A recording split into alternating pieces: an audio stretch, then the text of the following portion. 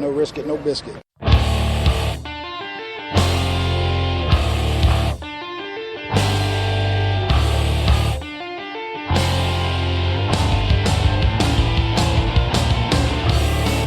Arizona Cardinals fans, do you see red? Are you part of the Red Sea? Then you are listening to the show for you. A podcast for Cardinals fans, by Cardinals fans, with outsider and insider perspectives. It's time to rise up and see red. Hello, Arizona Cardinal fans, and welcome to the latest edition of Rise Up, See Red, your Arizona Cardinals podcast hosted by myself, Jess from Cardswire.com, USA Today's Arizona Cardinals NFL Wire site.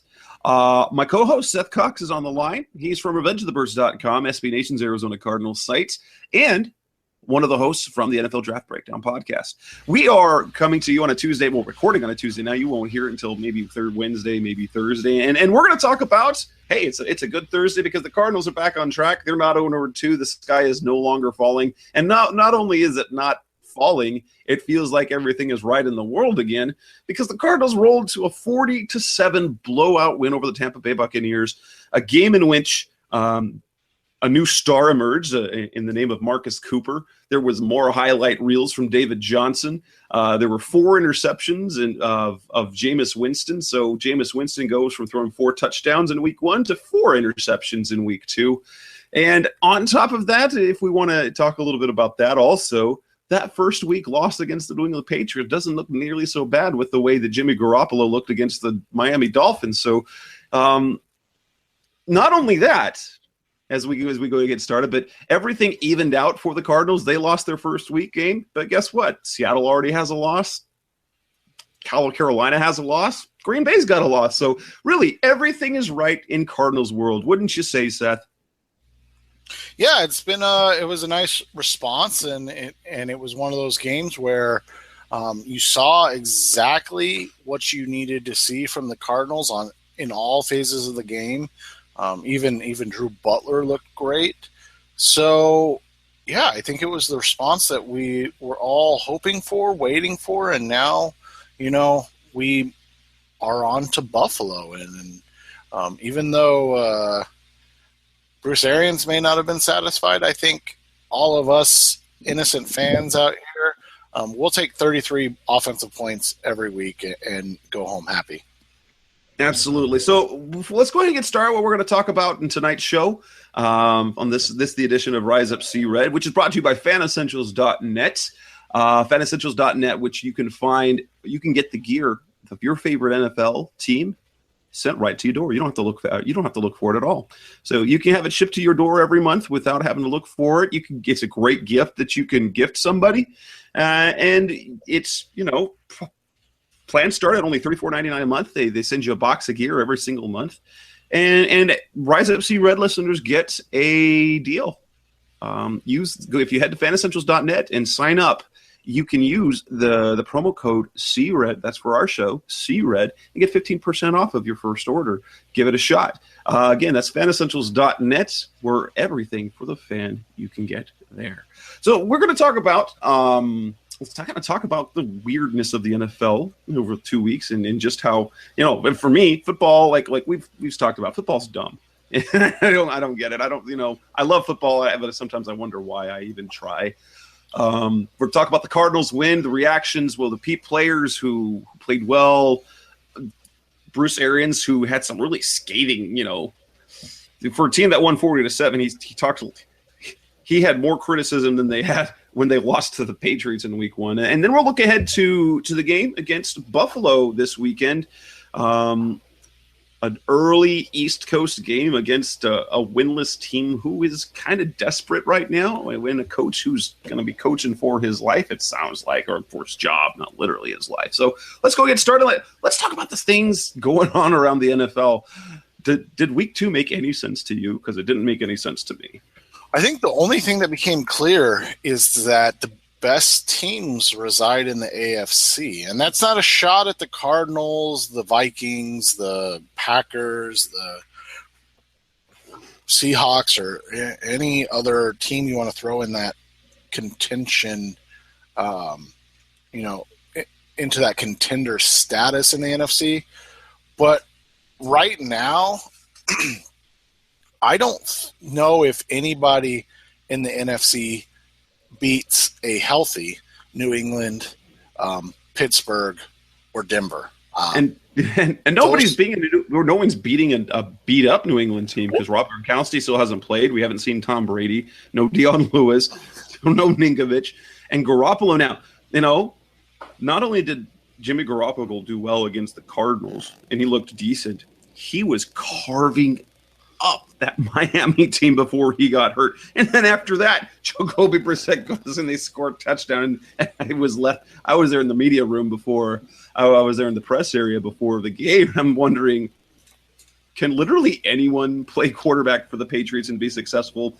Have we been conned for the last 13 years into thinking that Tom Brady is the greatest quarterback of all time when really it's the biggest con ever? I'll laugh at that because it's not true. But what if Tom Brady were not the same quarterback with another team? Right, and that's the whole thing is like that's what's been so weird about the NFL this year. Like you said, obviously you have the Tom Brady factor in New England and the fact that they're still balling, but I'd even throw Houston, the Texans in there. The Chiefs come screaming back after a week one. They get down 20 some odd points. Yeah. To San Diego, they come screaming back, win in overtime, and then they just come out and lay an egg. But in the same vein, Houston looks. I mean, Bill O'Brien is really the quarterback whisperer, isn't he? Like, look at Brock Osweiler. Looks like that was they underpaid him.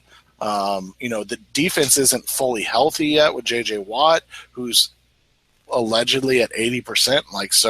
The NFL is just in a weird spot where, to me, it looks like right now the NFC teams that we all thought are the best teams are trying to find themselves, while these AFC teams are just rolling. Well, Pittsburgh looks unstoppable. Cincinnati can go toe to toe with anyone. Unfortunately, they played a Pittsburgh team in Pittsburgh who is unstoppable. New England looks unstoppable. Denver's got a dude nobody's. What's a Trevor Siemian? They're still winning football games. That's another team. Doesn't matter who plays quarterback. I mean, they had Brock Osweiler. Not with that defense. I mean, that defense is just. Yes, Peyton Manning won a second ring, but you think that might have been – he was probably the worst quarterback in the NFL last year. Yeah, at least the worst one that made it to the playoffs. Oh, my gosh. Maybe outside of whoever was running things for Houston at the end last year. But Brian Hoyer, who might be playing very soon. Oh, yeah. My the NFL, and so we've got the Seattle. No, the NFC, I will say Carolina looks every bit the Carolina team that we think they are. They lost. I mean, they should have won that game in Denver. They completely demolished a 49ers team that looked like world beaters in week one. But we thought, oh crap! I on my power rankings, I dropped the Rams all the way to the bottom after their loss to the 49ers because I don't expect the 49ers to be any good. Then 49ers look like the 49ers we thought they'd be. They're pesky. I mean, they can score some points. Their offense is really good. Blaine Gabbert, who knew? He's Alex Smith. He's kind of like Alex Smith, and if he's playing smart, you can win with him. I guess you can at least score points. But yeah, I mean the Rams. What is with the Rams? I don't understand them. How they look so just dreadfully awful against the 49ers, and then go and beat the Seattle Seahawks. And yeah, and Seattle just looks lost on offense right now. I mean, their defense still looks great. I mean, they've just pummeled two teams the last 2 weeks, but their offense just looks lost. I mean, and guess who's starting at left tackle? Guess who's playing left tackle? Exactly. Bradley Sowell. Thank you, Seahawks. I mean, Bradley. You're a great guy and a wonderful man, and I'm glad you're in the NFL making money for your family, but I'm glad you're not starting for the Cardinals anymore. And I thank you even more for going to the Seahawks and starting for them because we know how that ends. Please be starting when you come to town so you can meet Chandler Jones. That would be wonderful. Please please Bradley be the starter. Exactly. And Russell Wilson, how long can he play on that? I mean, what happens if he goes down? Because a hobbled Russell Wilson doesn't look all that good, and they don't have anybody behind him.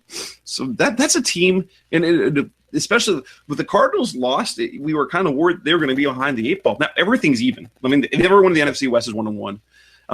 Now they get the Vikings. I mean, there's 3 undefeated teams in the NFC. So you got the Vikings, the Eagles, and the Giants, and no one believes in the Eagles or the Giants because they play in the NFC East. I believe in the Eagles. No, I'm just kidding. I like Carson Wentz. So yes. I just don't believe in him.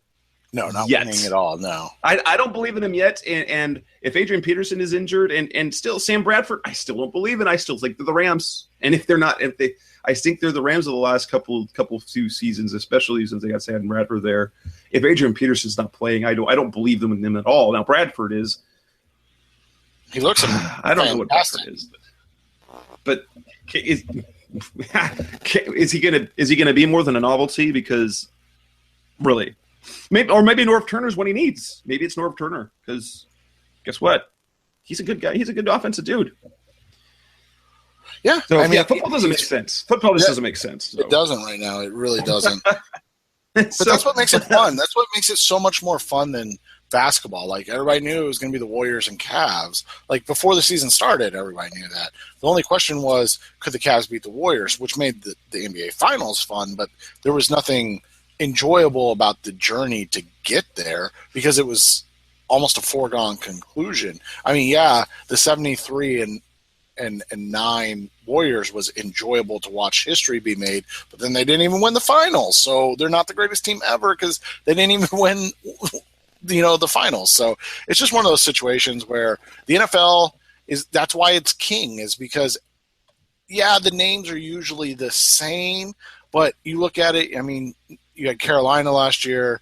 You had Seattle against New England, which was an epic game. Obviously, Seattle-Denver sucked, but before that, again, you just had so many enjoyable different aspects that come along every year. Yes, a lot of the names are the same, but it's, like we said, the AFC is probably going to end up being 3 teams. You might get Houston in that mix, and that might be your, AFC semifinals is Houston and Denver and Pittsburgh and New England, but it's still going to be enjoyable because you have no idea which one of those 4 teams is going to win. And in the NFC, I mean, right now it's a complete coin flip. Like, is Minnesota for real?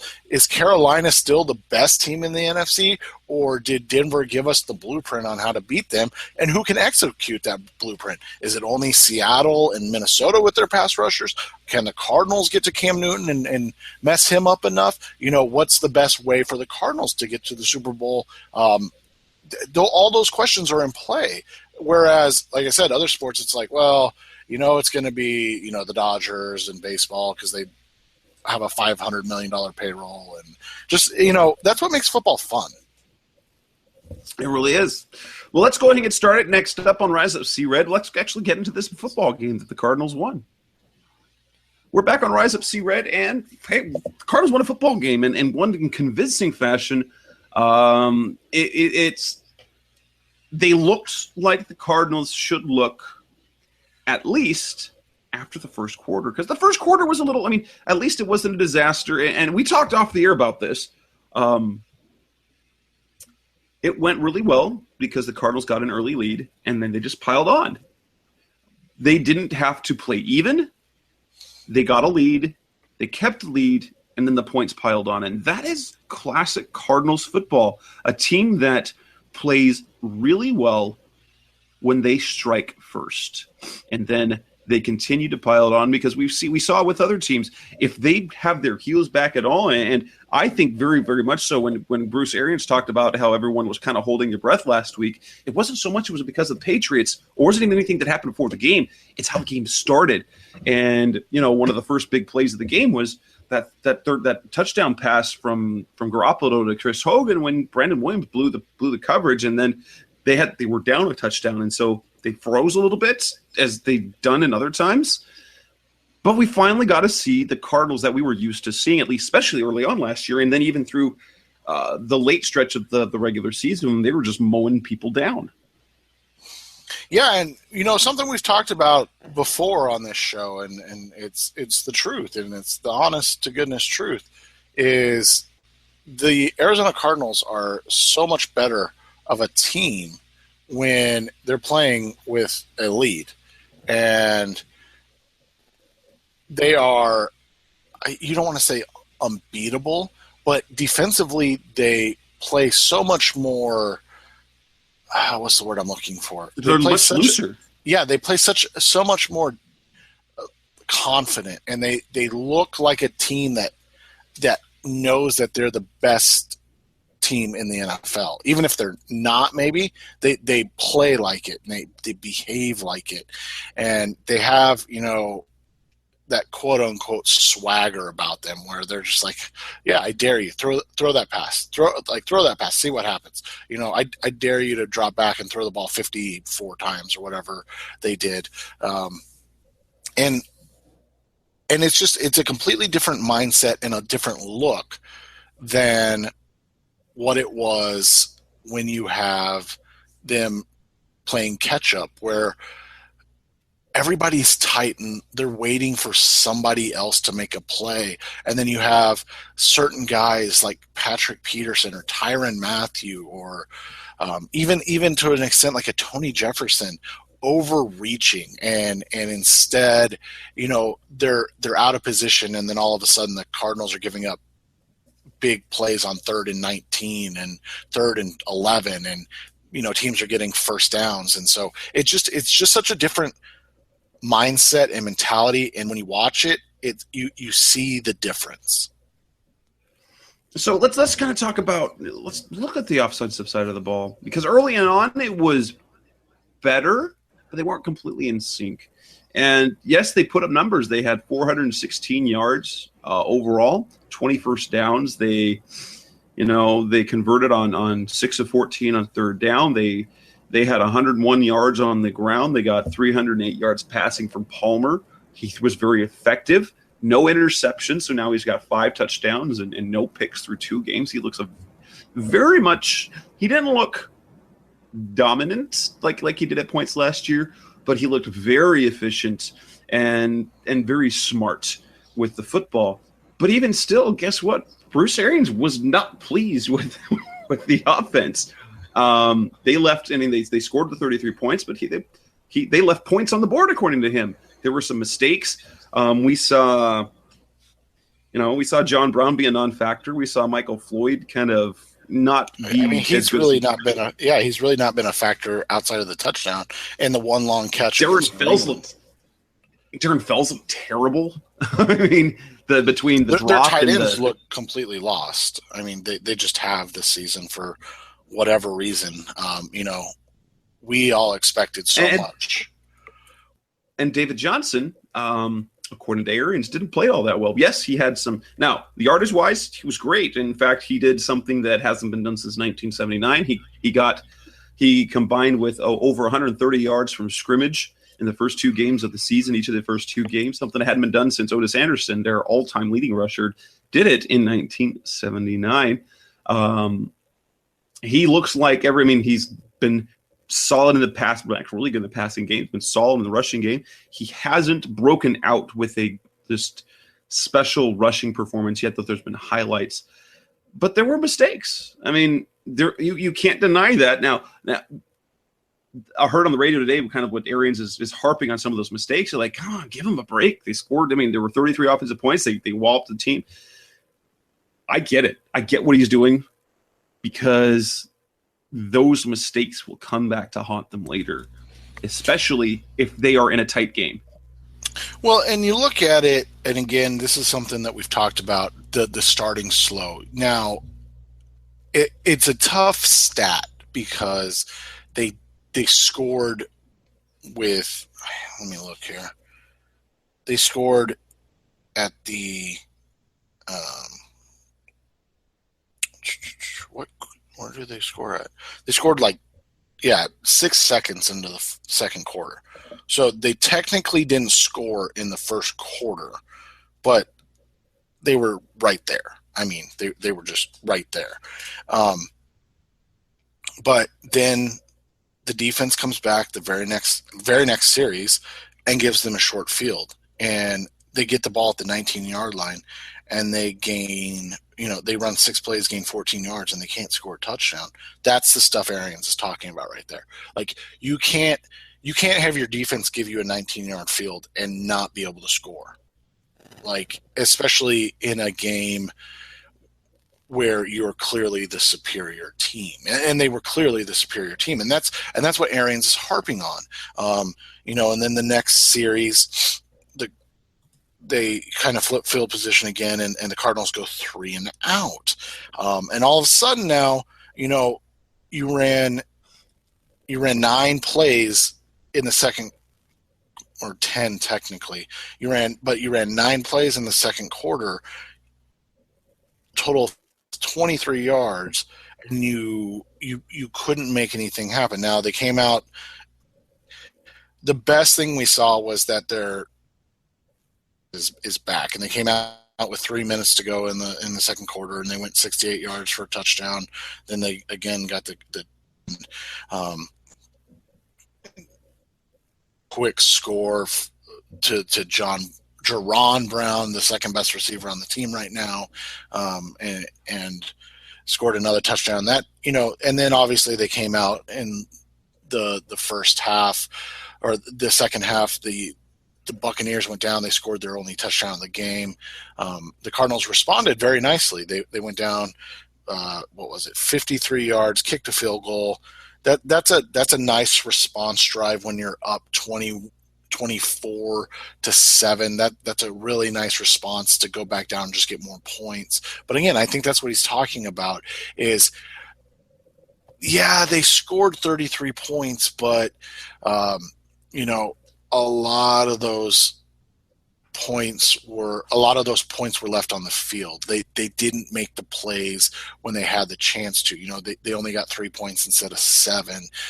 You can even talk about the missed extra point after the interception return for a touchdown by Marcus Cooper. Like, just little things right now, and maybe this is Arians understanding that they don't need to buy into themselves right now, and that they need to be more like New England, where every game they want it to be perfect, and not the, oh, look, we beat them 40-7 type thing, where it needs to be more like, oh, look, we beat this team 55-0, and that's the way it should have been. We were clearly the superior team. And I think that's what it is right now for Arians.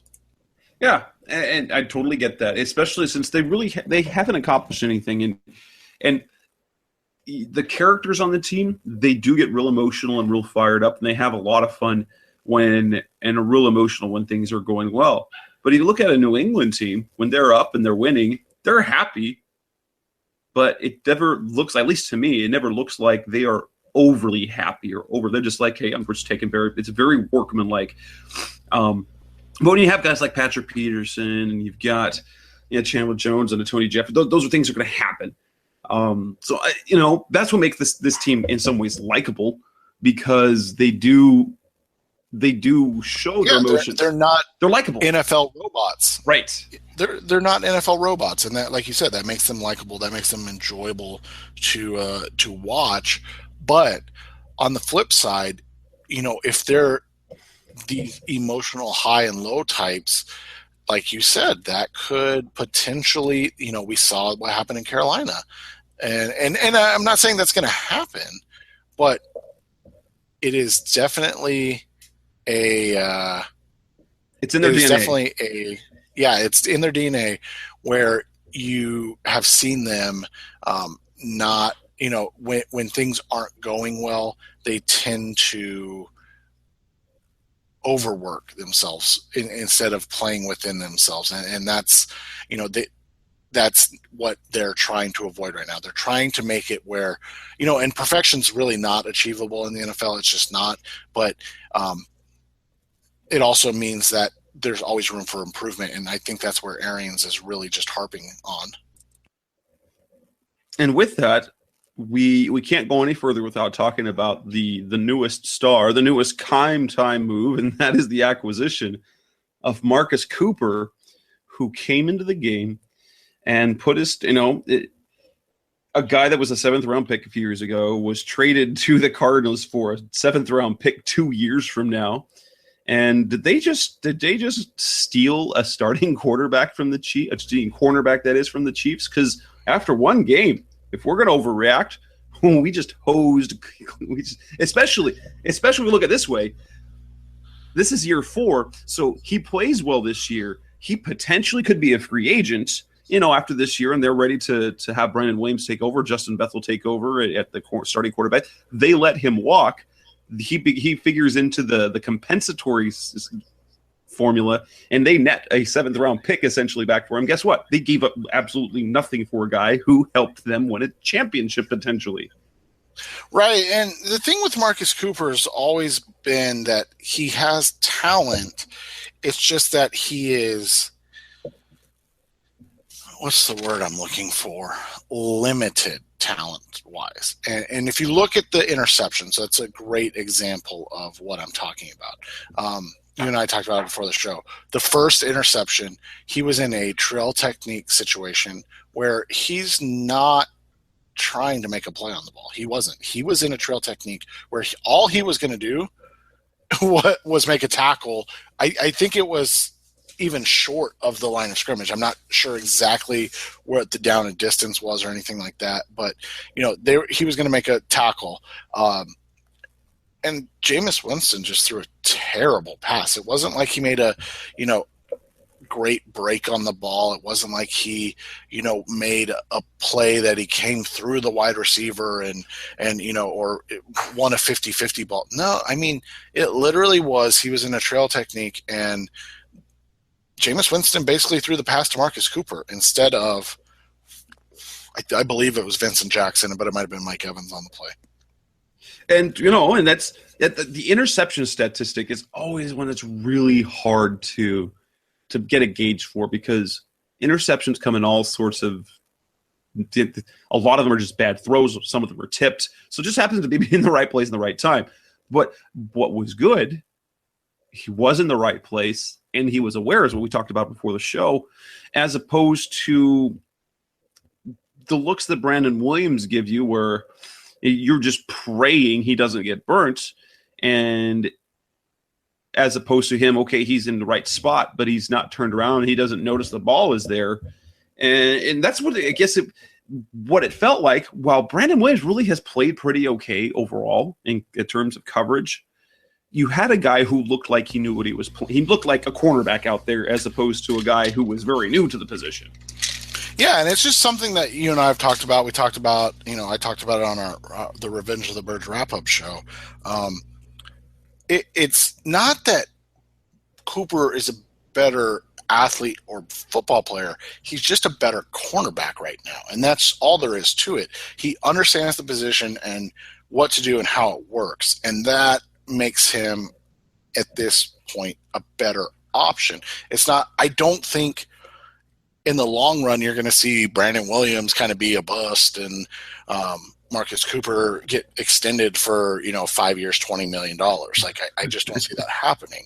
But I think for right now is Cooper can give them enough of a player that he's going to be very Gerard Powers-like, is what I'm trying to say.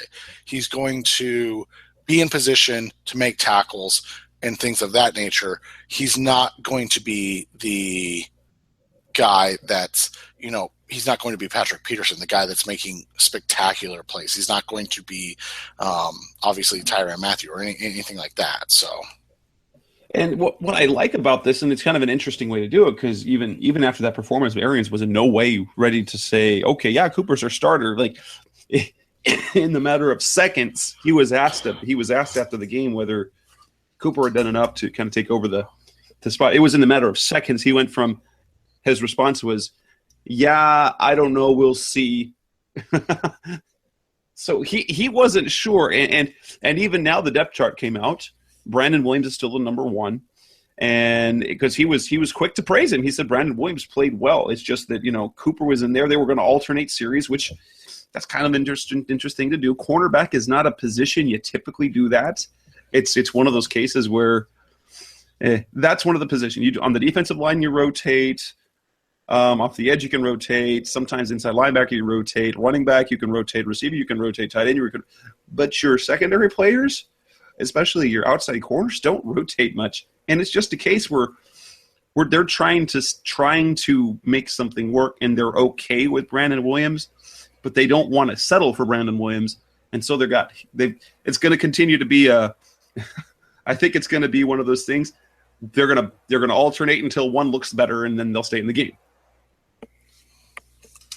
Yeah, and I think that's fine. I think you can get Brandon Williams on a hot streak every once in a while, and he's going to be maybe the third best defensive back on the field, and that's pretty impressive in the Arizona Cardinals group. When you talk about, you probably have two of the best defensive backs in the NFL on the field 90% of the time for the Cardinals. So that's that'll be a nice thing for him. But I think what it's going to be is they're going to go with the guy that's keeping people in front of them that are not giving up the big play, and so far, through 2 games, that's clearly been Marcus Cooper more than it has been Brandon Williams. So I think that's just where it's at right now.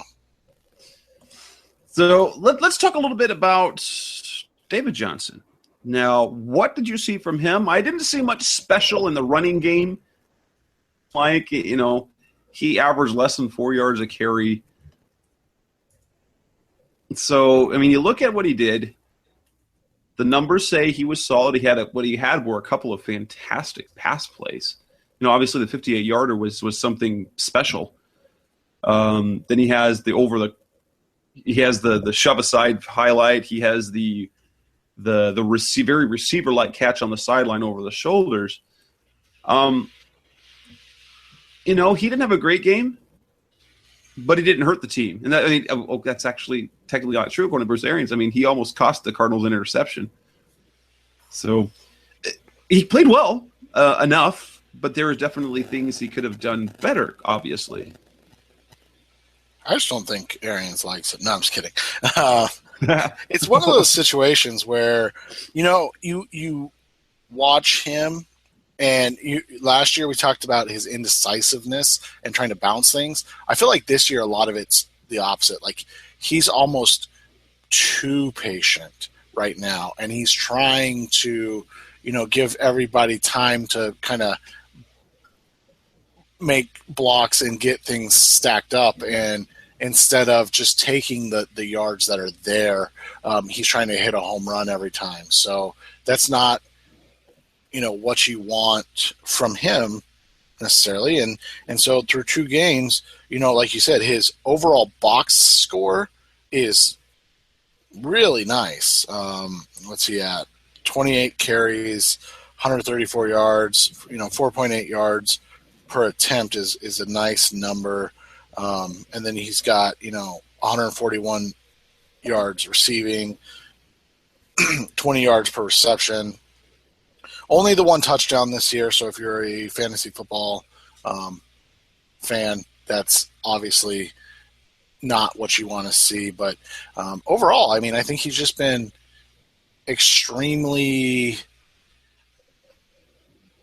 good, but he hasn't been great, which is where, let's be honest, the Arizona Cardinals probably need him to be great in order to get to where they want to be.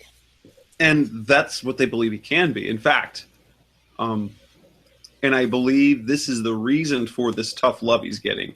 Kind of the same thing that Calais Campbell got a year ago, things like that. The thing that all the receivers tend to get the first year when he was there because Palmer could do no wrong, is that one of the things that they were very clear about, they said, if he stays healthy and if he stays humble, he could be one of the all-time greats. This is their way of making sure he doesn't buy too much into himself or into his success, at least the numbers, too early. that there's clearly stuff he needs to work on. And so far, he's got the right mentality. After the game, the first thing he's talking about are the 4 or the 5 MEs, the mental errors that he can count just from what happened during the game. So he's on the right track. And on another note, it was good to see Chris Johnson get a bunch of carries. I wrote that one of the things that the Cardinals needed to improve to win against the Buccaneers, that they needed to get Chris Johnson more carries. And it wasn't so much because they needed to give him the ball more. It needed to be in the situation. They needed to run the ball more. And that meant Chris Johnson was playing more. 16 carries, 54 yards. That's real pedestrian numbers, I know. But it was exactly what they needed. It was. And that was the whole thing with Chris Johnson. And, he needs to be able to keep David Johnson fresh. And he needs to be able to keep, the number of carries and touches down, those kind of, you don't want to call them garbage time, but like those cheap runs down. Like if you're going to run a power up the middle, like yeah, it's great for David Johnson to run those plays, but that's what Chris Johnson's there for. 4 yards in a cloud of dust. So let's see what happens there. And we can get David Johnson in space more if you're the Cardinals. And I think that's what the goal is right now. And so when you look at it, Chris Johnson's reemergence this game coincided with the blowout. I felt like he wasn't getting, carries early. So it's clear what their prerogative is still.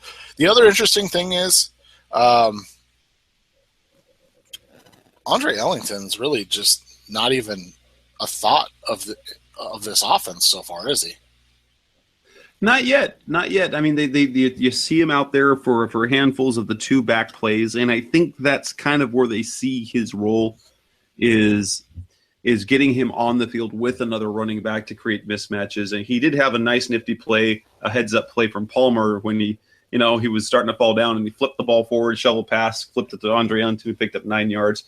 And we saw Ellington's role diminish because they took him off of punts. And I was really pleased he didn't try to return a single kickoff. So that was a win in my book. So good job, Andre. Down those kicks in the end zone. Thank you. Right. Yeah. He's awful in kick returns. But, and so I think that's what it is right now. Like, I just think right now you're looking at an offense that's in its 4th season, oddly enough, still trying to find its footing outside of Carson Palmer and Larry Fitzgerald. I think that's all you know and all you have on this offense, for sure. And everybody else is still, like, again, don't get me wrong, David Johnson's phenomenal, but he hasn't put up the numbers that we had all expected. And again, I think a lot of it is us being unrealistic, right? The fans, he's going to gain, he's going to gain 1,500 yards rushing and 1,000 yards receiving. Like, was that fair? Yeah, probably. Like, I mean, if we're going to be honest, if we're basically what we see right now, we should probably see 1,000-yard season on the ground and probably 600 to 700 yards through the air. I think that's a reasonable thing. Right, and right now that he's on pace for like 1,100 rushing and 1,200 receiving, or just under 1,200 receiving. He's not going to continue to catch 70 yards a game. Like, that's just not going to happen. Just like Larry Fitzgerald's not going to catch 24 touchdowns this year. Like, there will be instances. Suit yourself. That's happening. Yeah, but he's going to catch all the passes and yeah. Well, I don't think anything's going to change. I think he's going to get his 8 receptions a game, and he's going to gain his 80 yards a game, and he's going to finish with 120 catches or 112 catches and 100 or just under 1,300 yards and probably right around 10 touchdowns. And like, can you ask for more from a 33-year-old wide receiver? Not really. So, about on the defensive side of the ball, this is interesting. Well, one, I want back on the offense. Were you as surprised as I was? Because there were three sorts of rotations. The first one was Marcus Cooper, which I was like, oh, wait a minute, Marcus Cooper's on the field. Wait, he just got an interception. Why is he playing? DJ Swearinger rotating in and for Tyrann Mathieu, which we found out is just the Cardinals, which is interesting why they did it in week 2, because in week 1 he played every snap, just like Bruce Arians said he was going to play every snap, and then they're protecting Mathieu by rotating him out for a couple of series here and there, and then what surprised me even more, which was interesting to see, was on the offensive side of the ball, is Jaron Brown taking a more prominent role in the offense, and now he's played well. He had that really big touchdown catch, but it was him on the field in 3 wide sets instead of John Brown, and sometimes instead of Michael Floyd. He was one of the main 3 receivers. It's cool to see, and maybe we are finally seeing the Cardinals kind of looking forward to the future, because John Brown's been ineffective. He really has. He's been nothing. I mean, he's got 22 yards in 2 games. Yeah. And Michael Floyd has been inconsistent. I mean, his week 1 was solid, but he's been Michael Floyd. Let's just be honest. He's been Michael Floyd. He's just been Michael Floyd. So, does it surprise you, or maybe it shouldn't surprise us about Jaron Brown now? Maybe finally it's the right time to start putting him in the offense more. I think all it really is right now is that Jaron Brown is a more consistent route runner than Michael Floyd, and he's just healthier than John Brown. I don't know if it's, the fact that John Brown is out of shape. I don't know it can't be that he's still suffering from concussion issues if Bruce Arians has the, balls to put him on punt returns. It just can't be that, can it? But I'm convinced that it's not the concussion itself, but rather the effects of having been out a month and not getting enough training camp reps. So he's looking like this is basically what we're seeing is a preseason John Brown right now. Right, and so I think that's kind of what it is right now. I think you look at it and you kind of just understand that right now it's not exactly where you want it offensively, and that's kind of what I talked about earlier. Like, the only known on the offense right now, the only thing that we know that's working on the offense right now is Carson Palmer to Larry Fitzgerald. Jaron Brown's looked nice. David Johnson's had, a lot, a couple really big plays. But in crunch time, it goes to Larry Fitzgerald. When they need a play to be made, it goes to Larry Fitzgerald. And I don't think those are designs to, hey, let's just get the ball to Larry. I think it's the fact that he wins in big moments.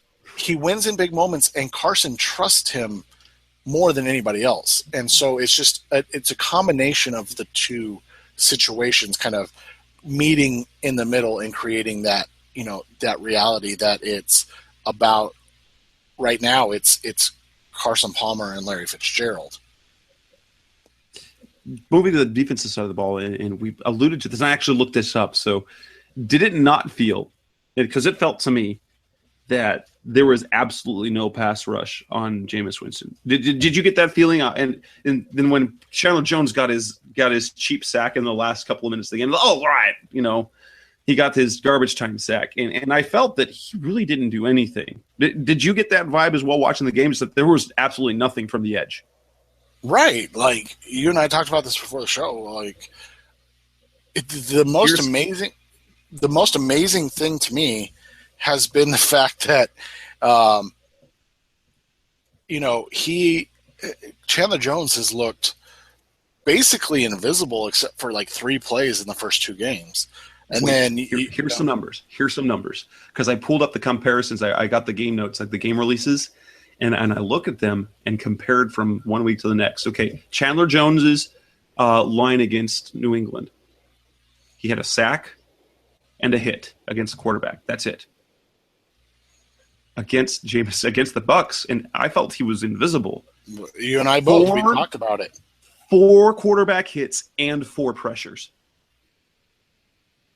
I didn't see it. In addition, so he had another sack. He had 4 QBs. So there were 4 other plays where he hit Jameis Winston and 4 other times that he hurried him. I don't remember those, but that's based on coach's film review. Yeah, and so you look at it, and through 2 games, and everybody knows my stance on pressure. Almost plays. Yeah, almost plays. Like, a pressure only matters if it results in a negative play. But through 2 games, he has 11 quarterback disruptions, 2 sacks, 5 hits, 4 hurries. Marcus Golden has 5 disruptions.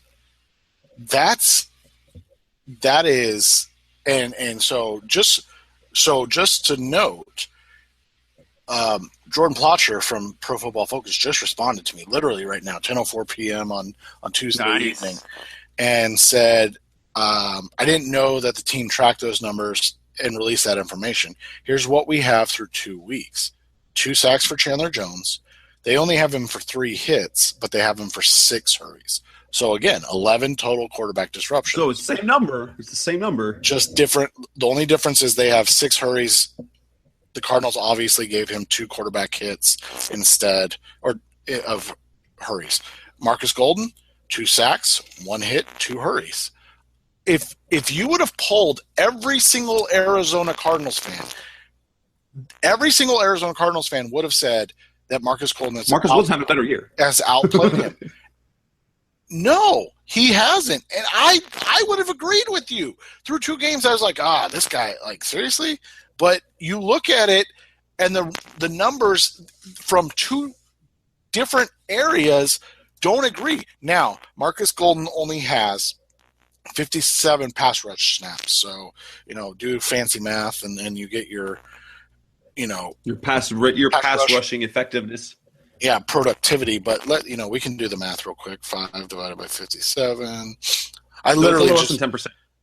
Yeah, I literally just got this. Like, so I'm not, and Chandler Jones is at 12.5%. And 11 disruptions and 87 stats. That's phenomenal. So 87 pass rush attempts, he's got 11 disruptions. The Cardinals have the same number. Marcus Golden has 57 pass rush snaps, only has 5, 8.5%. That's really good for a secondary pass rusher. All of a sudden, you're looking at it, you're like, holy crap. Like, that's exactly what we expected from both of these guys. Like, Chandler Jones has been extremely good by the numbers, and Marcus Golden has been good. And that's, for me at least, that's what I expected. I didn't expect Marcus Golden to outproduce and outplay Chandler Jones. He's just not that type of player. Like, I've always said, he's a very nice secondary rusher, and that's what he's been so far. But both of us, if you asked us before the show started, we both would have said Marcus Golden, absolutely, played better so far this year. And apparently we're wrong. And eye test is wrong. The eye test is just wrong right now. Yeah, so it's just one of those amazing things to, watch and learn, and you get the information, and it's unbelievable. So anything else that stood out for you in that game that you want to talk about before we move on and talk about the Buffalo Bills game coming up, which is a game they should win, but a game that has me a little bit on the edge of my seat because of what we've seen from the Cardinals before. Anything else of note that we should talk about left for that game? For Tampa, I think you want to really just commend the offensive line. I thought they played well. They didn't really do well in the run game, but this was the type of game that fans want to see because they stuck with the run. You look at it, 29 carries, which is David Johnson averaged under 3 or under 4 yards per carry, which let's be honest, if any of us ever, nobody believe that was going to happen, right? Like nobody ever saw that coming in any game, but he did. And like I said, like his rushing games haven't been great so far this year, but I think you commend the offensive line, and I think overall you just like the fact that they showed that they're still the Arizona Cardinals, that they can still play from ahead and they can still dominate teams. So coming up next on Rise Up See Red, we're going to look ahead to the Buffalo Bills and the game this weekend in Week 3. Where we get the Cardinals have a little bit of road game that they're going to have on the East Coast over the next several weeks. So coming up next, previewing the Bills. Hey, sports fans, football season's here, and it's time to get in on the action with MyBookie. MyBookie is the industry-leading sports betting website that offers real Vegas odds on football, baseball, and all your favorite sporting events. You can take a side, the total, or even fantasy points props. MyBookie lets you bet online and win big. Did the game already kick off? Don't sweat it. MyBookie has in-game live betting on every major league and event, even esports. There's no better time to join MyBookie than today. Go to MyBookie to open an account and start winning. Use promo code CHAMPION when you register for your account and get a 100% sign-up bonus up to $1,000 on your first deposit. Bet today. Visit MyBookie's website or call 844-866-2387. That's 844-866-2387. Check them out today and use promo code CHAMPION for a 100% bonus. Terms and conditions apply for entertainment purposes only. Void where prohibited. We're back on Rise Up See Red, and we're going to talk about the upcoming Week 3 game against the Buffalo Bills, a game that looks and has always looked like it should be a W, but they are facing a Bills team that looks absolutely terrible. Are they as terrible as they look? It's hard to say because I'm going to say yes, and then they're going to beat the Cardinals, and then it's going to be a bad next Tuesday for the two of us. So no, they don't look as bad as they're not as bad as they look. Well, and the thing about these Bills teams is it's a Rex Ryan team, so they should be built great defensively, but yet we saw Ryan Fitzpatrick and the Jets completely just carve up that Buffalo defense, and we see a Bills offense that can put up some numbers. Tyrod Taylor, he proved himself to be a solid starter. They got playmakers. They got LaShawn McCoy. But then you look at Week 1, and then their defense outside of a couple of plays wasn't impressive. And their offense was not good at all in Week 1. So the Bills have kind of shown both sides as not being terribly consistent. What do we look forward to? So what should we look forward against to this Bills team? Obviously, they got some talent on the offensive side of the ball. Can they match up? Especially, Tampa supposedly was, and I thought as well that Tampa was going to be able to really match up well against the Cardinals and be able to keep up with them. They didn't. What to look at? Because this is very good. This is the thing I don't like about the Bills team. They're desperate. They change coordinators, and as much as people hate Rex Ryan, players love Rex Ryan. They do. They love Rex Ryan, and they will do anything for him. So they will be very up for this game. They will be, and the thing is, as you said, I wrote about this. I don't remember where I wrote it, what article I wrote it in, but this is as much of a layup game as you're going to get in the NFL. A team that hasn't been playing well, a team that, you as the Arizona Cardinals coming off a 40-7 win should just go out and flat out dominate. A team that's changing, offensive coordinators, albeit on a long week, but is changing offensive like, what about this game says the Cardinals should struggle? And yet you and I both are in the same place where we're like, yeah, I think the Cardinals should win, but it's one of those, it almost seems too easy. It doesn't have the same feel as the New England game because we knew how great New England is in terms of coaching, but it feels similar to like the Rams game last year where you look at it and you go, there's really no reason that the Cardinals should lose this game, or even that Pittsburgh game, right? Like that Pittsburgh game, Right. Ben Roethlisberger, and then all of a sudden, like they go out and they struggle, and maybe they're too relaxed, and so, you know, Sammy Watkins is dealing with a foot injury that apparently can never be fixed. LaShawn McCoy has looked pedestrian the last, half of last year and then the start of this year. Tyrod Taylor is a freak. I mean, he's gonna give the Cardinals problems, but I just like when you look at it, when you watch it, there's nothing that says to me personally like, oh, this team's gonna give a problem to the Cardinals. I mean, their defense has been shredded by Baltimore and the New York Jets.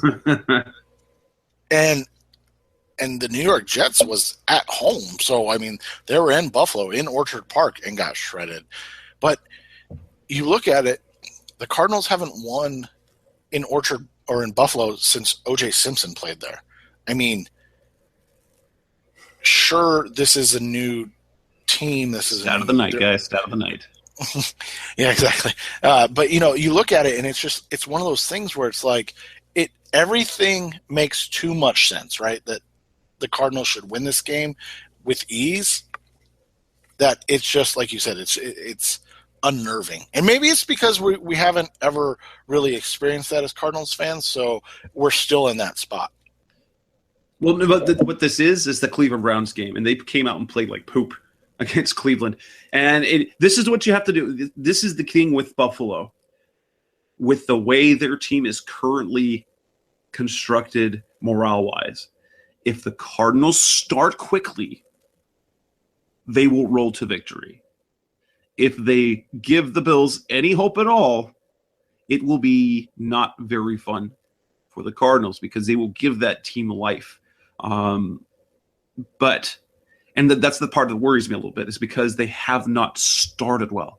Offensively, they haven't gotten off. They haven't done what they did last year, is just go out there and on that first series, like they did in the first preseason game, they just march down the field and look like, hey, no one can stop us. Because if they do that and they get a stop, I think all it takes is 2 series. Score, stop, and I think the game really from there is taken care of. But if they let them stick around, if they start out slow like they did against Cleveland a year ago, maybe that will be the sort of thing that they need to overcome like they did last year, because once they overcame that, the rest of the season, it set up the rest of the season to really kind of roll through the final half of the schedule. I don't want that to happen, but if they take care of business early, they should be able to put the Bills away, and we should be able to see some, Drew Stanton time later in the fourth quarter, which was kind of fun to see on Sunday. Right, and you know what? I completely forgot about that. I wanted to bring that up. Good call.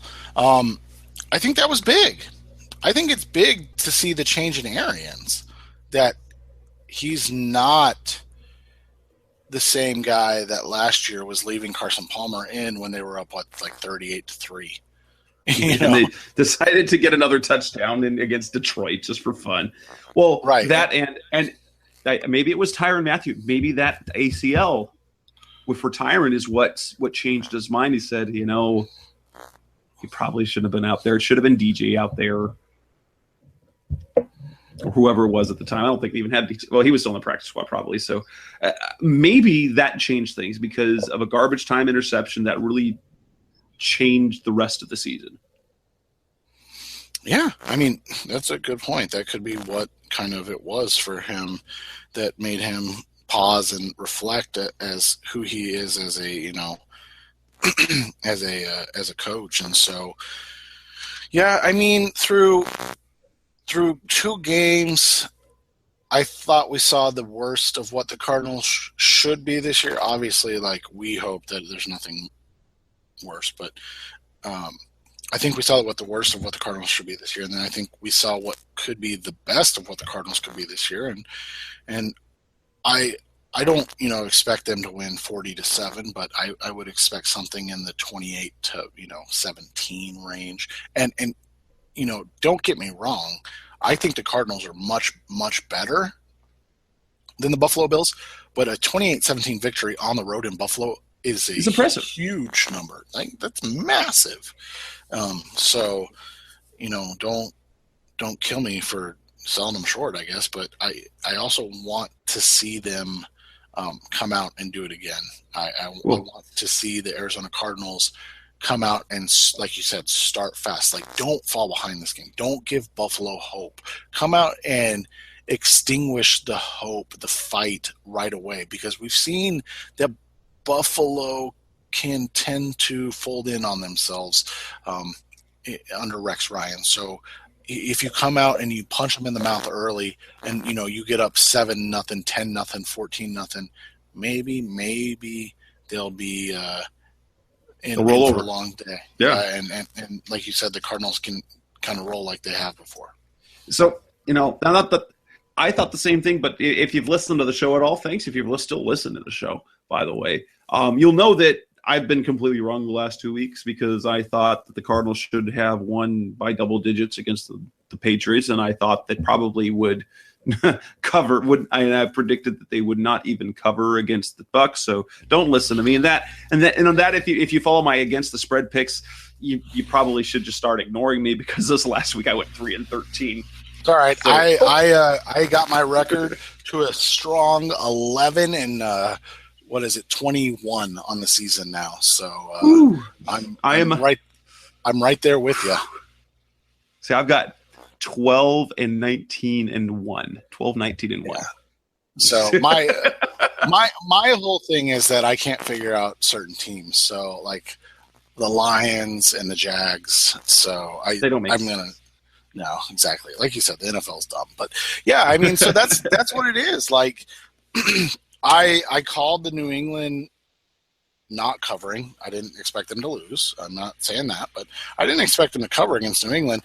And I definitely did not call. I didn't think they'd cover either against Tampa Bay. I was with you. Like, I thought Jameis Winston was going to present enough of a problem that it wasn't going to be pretty. And not that they would lose or anything, but that it was going to be uncomfortably close late in the game.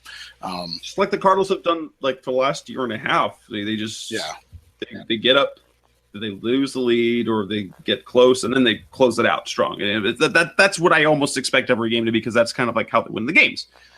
But yeah, that should give us a wrap for this edition of the Rise Up See Red podcast. So if you're still listening, thank you as always. And we should, at least, we intend on speaking again after the Cardinals hopefully have improved to 2-1 and remain atop the NFC West, as right now everyone's atop the NFC West at 1-1.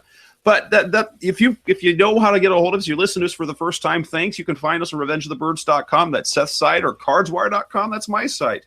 You can find us on sports360az.com as well as on social media on Facebook and on Twitter. Rise Up See Red is the handle or the site. Also on iTunes, Stitcher Radio, Google Play, everywhere you can think of where podcasts can be found. You can probably find us there. For Rise Up See Red, that's Seth Cox from RevengeOfTheBirds.com, and I'm Jess Root from Cardswire.com, and we will talk to you again in another week. Go Cardinals. Have a good night.